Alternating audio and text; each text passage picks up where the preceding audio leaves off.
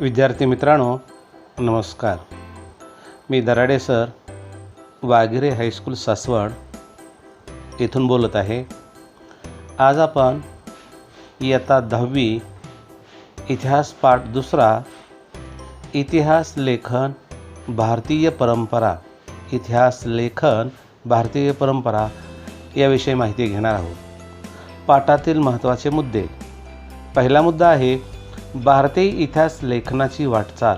भारतीय इतिहास लेखनाची वाटचाल म्हणजे भारतामध्ये इतिहास टप्प्याटप्प्यानं कसा लिहित गेला त्याचा इतिहास आपण पाहूया. पहिला मुद्दा आहे प्राचीन काळाचे इतिहास लेखन. म्हणजे प्राचीन काळामध्ये कोणत्या पद्धतीने इतिहासाचं लेखन केलं जात होतं याची आपल्याला उत्सुकता असते. तर त्यावेळीची पद्धती वेगळी होती. प्राचीन काळात भारतात पूर्वजांचे पराक्रम, दैवते यांच्या स्मृती किंवा आठवणी मौखिक परंपरेने जपल्या जात असत. हाच त्यांचा इतिहास लिहिला जात असे. 5000 वर्षांपूर्वीच्या हडप्पा संस्कृतीत लेखनकला अस्तित्वात होती, परंतु त्या लिपीचे वाचन मात्र करण्यात आलेले अजूनही नाही. भारतातील सर्वाधिक प्राचीन लिखित साहित्य हे नाणी, मूर्ती, शिल्प, ताम्रपट व शिलालेख इत्यादीवरील कोरीव लेखांच्या स्वरूपात होते. मौर्य सम्राट अशोक याच्या काळापासून म्हणजेच इसवी सन सनापूर्वी 3ऱ्या शतकांपासून भारतीय लेखनकलेची सुरुवात झाली. म्हणजे पूर्वी इतिहास कसा लिहिला जात होता तर मौखिक परंपरेनं, हडप्पा संस्कृतीच्या अवशेषावरून किंवा नाणी, मूर्ती, शिल्प, ताम्रपट, शिलालेख आणि खरी सुरुवात झाली सम्राट अशोकाच्या कालखंडामध्ये. आता त्यावेळेला काही लिखित साधनामध्ये पण इतिहास सापडतो. लिखित साधने. आता लिखित साधने कोणती होती? पुराणं व अन्य धर्मग्रंथ, जैन व बौद्ध धर्म यांचे ग्रंथ, रामायण महाभारत यासारखे महाकाव्य, परकीय प्रवाशांची प्रवास वर्णने म्हणजे पुराणे आणि धर्मग्रंथ यावरून त्यावेळेचा इतिहास कळतो. जैन व बौद्ध धर्माच्या धर्मग्रंथामध्येही आपल्याला इतिहास मिळतो. रामायण आणि महाभारत हे आपली महाखंड काव्य आहेत, याच्यामध्ये आपल्याला त्यावेळेचा इतिहास मिळतो. त्यावेळेची परिस्थिती समजते. आणि परकीय प्रवाशांनी जी काही प्रवासवर्णन लिहून ठेवलेली त्याच्यावरून आपल्याला काय होतं, लिखित साधनावर इतिहास मिळतो. आता प्राचीन लिखित साधनांमधून मिळणारी कोणती माहिती मिळते? प्राचीन लिखित साधनांमधून कोणती माहिती मिळते? एक विशिष्ट काळातील राजाची वंशावळ, राजकीय घडामोडी आणि शासन व्यवस्था, तसेच त्यावेळेचा हवामान, सामाजिक रचना, त्यावेळी नैसर्गिक संकटे कोणती आली ही माहिती आपल्याला मिळते. त्या काळातील सामाजिक, आर्थिक, राजकीय, धार्मिक व सांस्कृतिक जीवन याची माहिती आपल्याला लिखित साधनावरून काय होते, मिळते. आता पुढचा मुद्दा आहे मध्ययुगीन काळातील इतिहास लेखन. मध्ययुगीन काळामध्ये इतिहास लेखन झालं आहे की नाही त्याच्यामध्ये. तर त्याच्याही अगोदर आपल्याला कल्लन या पंडिताने राजतरंगिणी हा नावाचा काश्मीरच्या इतिहासावर ग्रंथ लिहिला 12व्या शतकामध्ये. इतिहास लेखन शास्त्रशुद्ध कसे लिहावे ह्या ग्रंथावरून आपल्याला काय होते, समजते.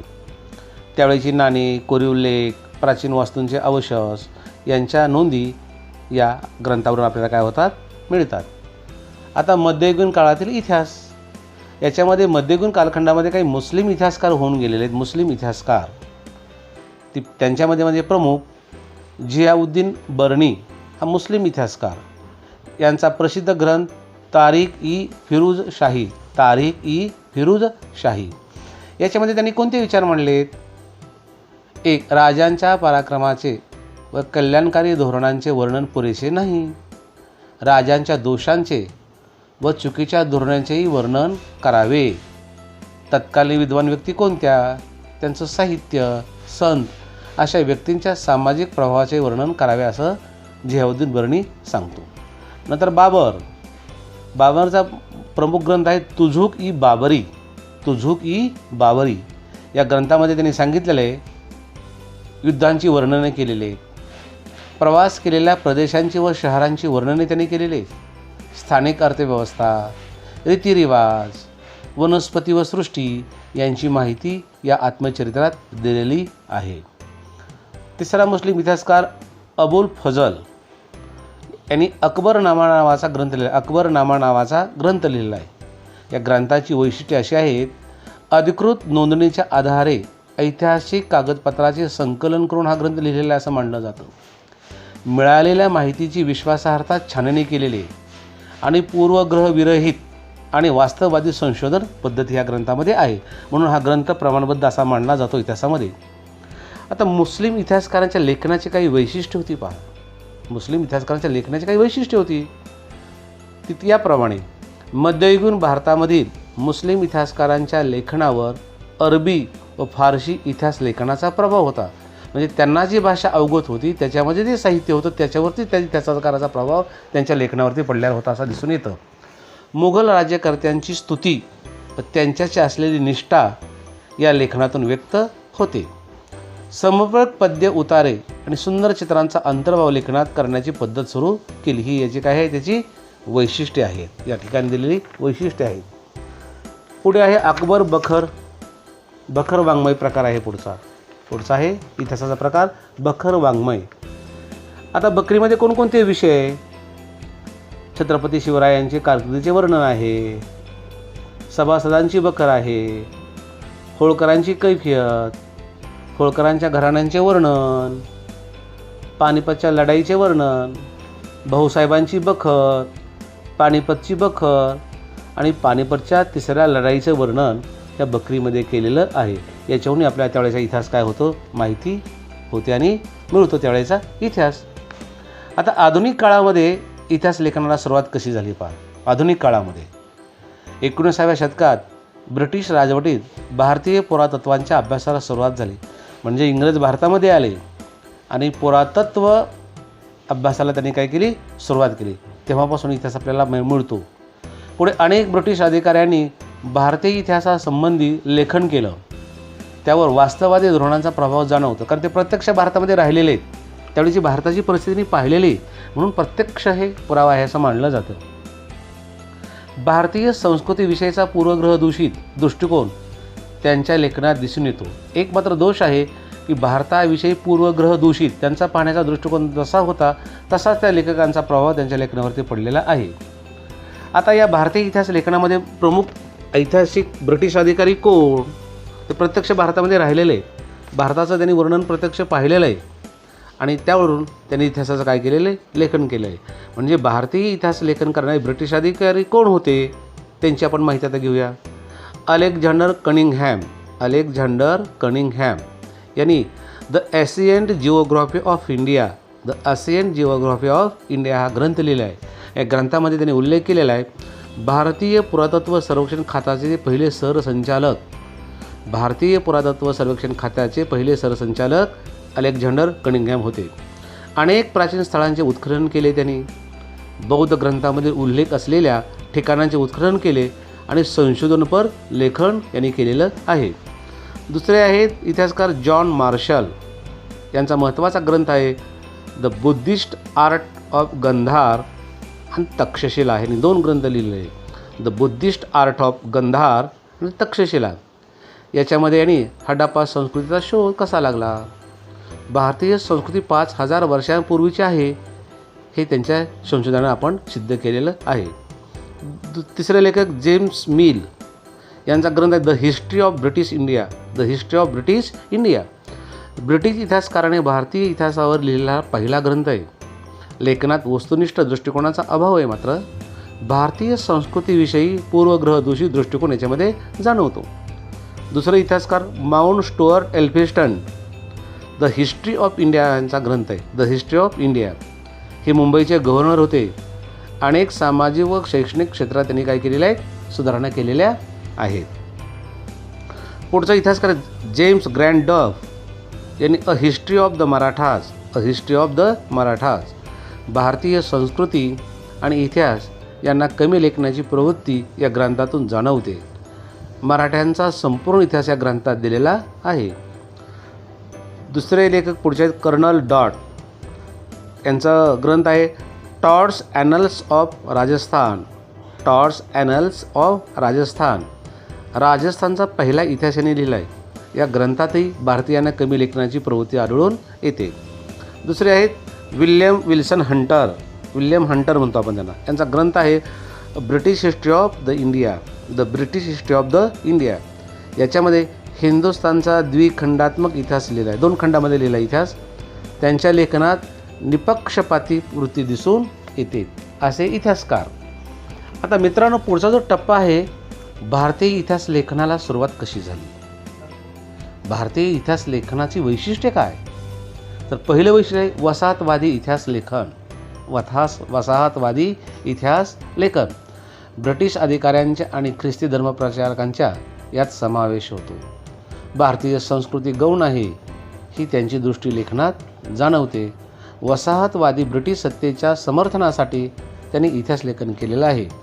केम्ब्रिज हिस्ट्री ऑफ इंडिया या ग्रंथाच्या 5ही खंडात वसाहतवादी लेखन आढळतं. हे वसाहतवादी लेखनाची वैशिष्ट्ये. पुढचं आहे प्राच्यवादी इतिहास लेखन. प्राच्यवादी इतिहास लेखन ही भारतीय इतिहास लेखनाची वैशिष्ट्य. दुसरं, प्राच्यवादी इतिहास लेखन म्हणजे काय. पूर्वेकडील संस्कृती आणि तेथील देश यांच्याबद्दल कुतूहल निर्माण होऊन ज्या युरोपीय इतिहासकारांनी लेखन केलं त्यांना प्राच्यवादी इतिहास लेखक असे म्हणतात. परत एकदा ऐका. पूर्वेकडील संस्कृती आणि त्या ठिकाणचे देश यांच्याबद्दल जे कुतूहल निर्माण झालं आणि याच्यातूनच जे इतिहासाचं लेखन केलं गेलं त्याला प्राच्यवादी इतिहास लेखक असे म्हटलं जातं. या लेखकाने संस्कृत व युरोपीय भाषा तसेच वैदिक वाङ्मय आणि संस्कृत साहित्याचा अभ्यास केलेला आहे. या भाषांनी जननी असणारी एक प्राचीन इंडो युरोपीय भाषा त्या काळात अस्तित्वात होती अशी कल्पना हे इतिहासकार मांडतात. आता प्राच्यवादी इतिहासकार कोण होऊन गेले. Sir William Jones. Sir William Jones इसवी सन 1784 कोलकाता येथे एशियाटिक सोसायटीची स्थापना यांनी केली. प्राचीन भारतीय वाङ्मय इतिहास यांच्या अभ्यासाला यांच्यामुळे चालना मिळाली.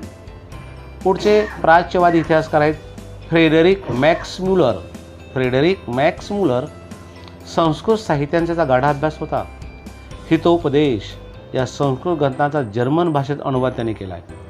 The sacred books of the East या नावाने 50 खंड प्रकाशित केलेत. पहा, the sacred books of the East या नावानं त्यांनी 50 खंड प्रकाशित केले. ऋग्वेदाचे संकलन केले व जर्मन भाषेत भाषांतर ऋग्वेदाचं केले यांनी. प्राच्यवादी इतिहासकारांच्या लेखनातील छुपे साम्राज्यवादी हितसंबंध प्रकाशात आणण्याचे काम एडवर्ड सैद यांनी केले. आणि पुढचं देखील इतिहासाचं भारतीय लेखनाचं वैशिष्ट्य आहे राष्ट्रवादी इतिहासकार. राष्ट्रवादी इतिहासकार. भारतात 19व्या शतकात इंग्रजांनी शिक्षण पद्धती सुरू केली. इंग्रजी शिकलेल्या भारतीय इतिहासकारांना प्राचीन भारतीय संस्कृतीचे महत्त्व वैभव जाणवले. त्यांना आत्ममान झालं आणि ते राष्ट्रवादी इतिहासाला काय झाले, प्रेरित होऊ लागले. आत्मजाणीव झालेल्या इतिहासकारांनी जे इतिहास लेखन केले त्या लेखनाला राष्ट्रवादी इतिहास लेखन असं म्हणतं. म्हणजे ब्रिटिशांच्या कालखंडामध्ये जे इतिहासकार इंग्रजी शिकले, इंग्रजांचं वाङ्मय आत्मसात केलं आणि ज्यांनी आत्मभान झालं, ज्यांना आत्मजाणीव झाली अशा इतिहासकारांनी इतिहास लेखन केलं त्याला राष्ट्रवादी इतिहास लेखन असं म्हटलं जातं. ब्रिटिश अधिकाऱ्यांनी लिहिलेल्या भारताच्या पूर्वग्रहदूषित इतिहास लेखनाला त्यांनी विरोध केला. ब्रिटिश अधिकाऱ्यांनी जे इतिहास लिहिला त्याच्यामुळे भारताचा पूर्वग्रहदूषितपणा होता तो त्यांनी खोडून काढला. भारतीय इतिहासातील सुवर्णकाळ म्हणून शोधून तो वर्णन केला जातो. हे करताना त्यांच्याकडून काही वेळा वास्तवाकडे दुर्लक्ष झाले. आता हे राष्ट्रवादी इतिहासकार कोण होते. हे सगळे भारतीय इतिहासकार आहे. आपल्या भारताचा इतिहास त्यांनी लिहिला आहे. हे कोण होते. महादेव गोविंद रानडे, रामकृष्ण गोपाळ भांडारकर, भगवानलाल इंद्रजी, उमेशचंद्र मुजुमदार, वासुदेव विष्णू मिराशी, अनंत सदाशिव आळतेकर, राधा कुमुद मुखर्जी, राजेंद्रलाल मिश्र, विनायक दामोदर सावरकर आणि काशीप्रधान जयस्वाल हे प्रामुख्याने भारतीय राष्ट्रवादी इतिहासकार होते. आता त्यातल्या प्रमुख इतिहासकारांनी काय केलं इतिहासाविषयी हे आपण पाहूया. पहिला विष्णूशास्त्री चिपळूणकर. विष्णूशास्त्री चिपळूणकर यांनी राष्ट्रवादी लेखन नावाचा ग्रंथ लिहिला आहे.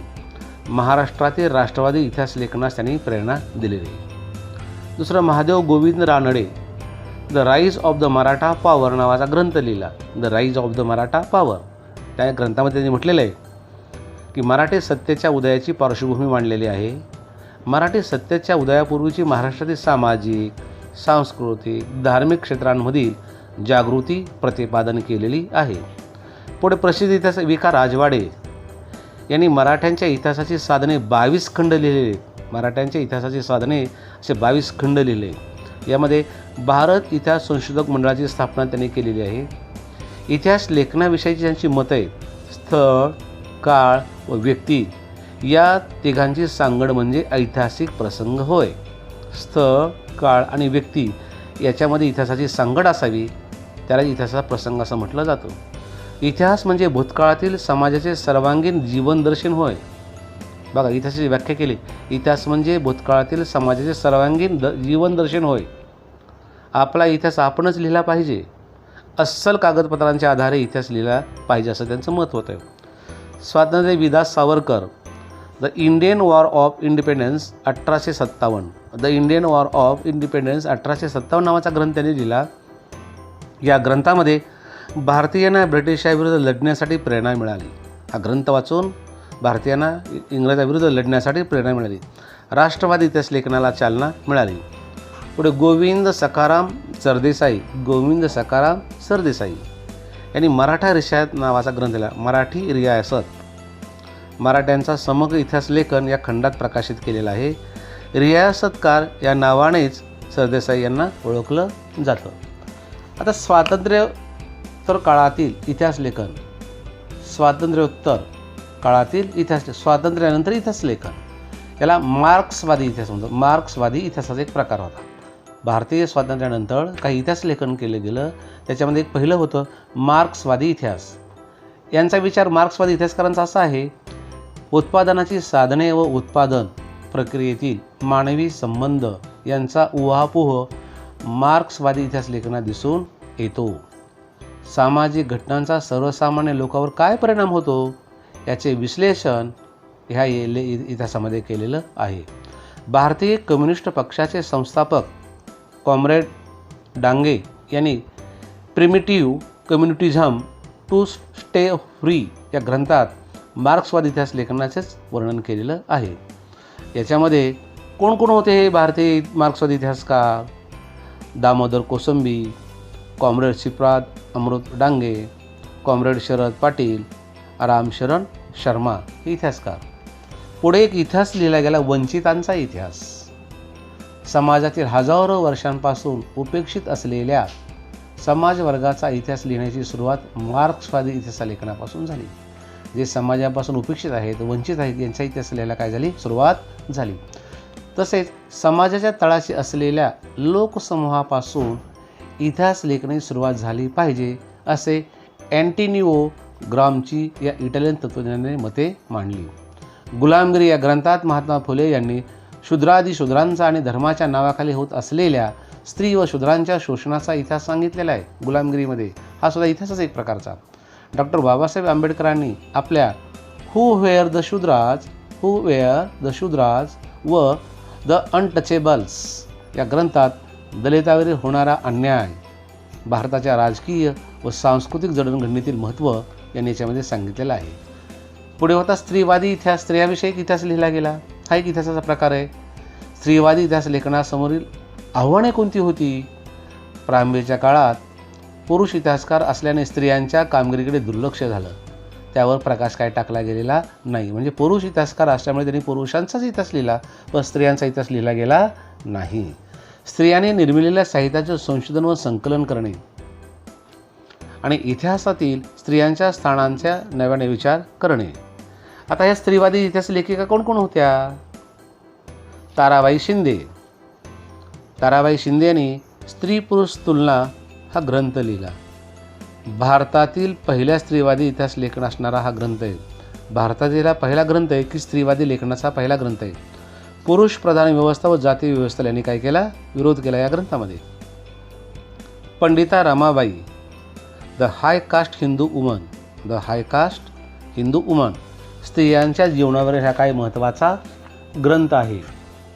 नंतर मीरा कोसंबी यांनी crossing thresholds feminist ages in